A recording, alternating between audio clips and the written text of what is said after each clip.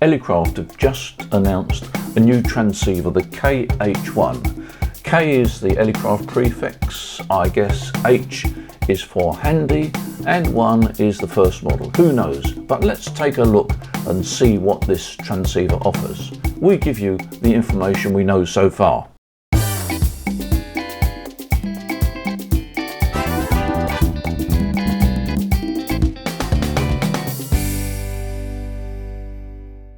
Hello and welcome once again to the Waters and Stanton video channel. You know, it's quite a while since Elecraft last introduced a QRP transceiver. In fact, the last one was the KX2, quite a few years ago.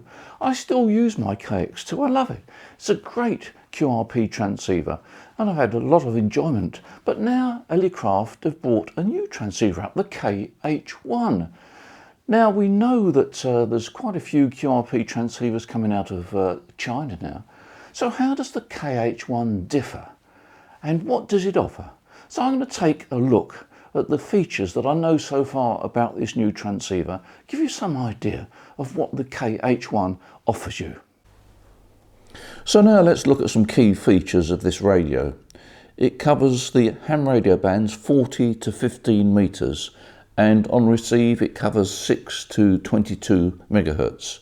It's a CW only transceiver which has a power output of 5 watts on all bands. There's a built-in antenna tuner and it also comes with a whip, and there's a high Q inductor for the 20, 17 and 15 meter bands. There's a built-in battery, 2.5 amp hours, and this can be charged from an external 12 volt supply. There's a built-in CW decode, and also you can log QSOs. There's a 32K TX log memory. There's also a scanner and mini panoramic feature. It has a built-in real-time clock. Full remote control, has a built-in speaker. It's got RIT and XIT. And you can lock the VFO, which I guess is ideal if you're using it as a handheld. It looks an interesting radio. It's ideal for parks on the air, summits on the air, general hiking, or just enjoying yourself in the great outdoor fresh air. As for the size and weight, well, in inches it's 5.7 times 2.3 times 1.2 inches. And in metric it's 14.5 times 5.8 times 3 centimeters. The basic weight without any accessories and battery is 170 grams, and with the options and battery it weighs in at 360 grams, so it's very light indeed. There's an optional logbook attachment which you can see here, and you can attach log sheets there and so keep a log of your QSOs. And Elecraft provide a PDF printout, so you can print out your own log sheets, as you can see here.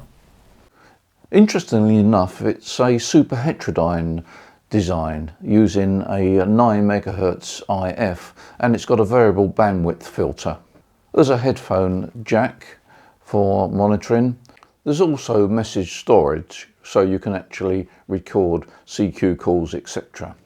I would anticipate that the built-in antenna tuner is very capable because Elecraft are famous for having ATUs which match a wide range.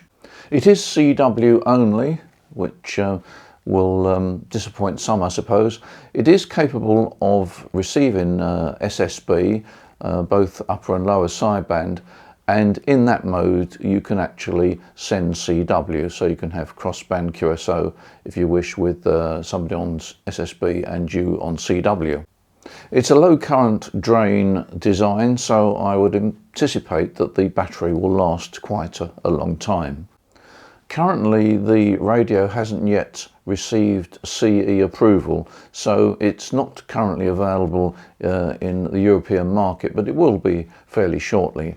And the best way to find out when it's available is to contact us here, Waters and Stanton, and we'll be happy to give you delivery details as we learn about the progress of the CE certification. I don't anticipate it's going to be a problem, it's just a question of time.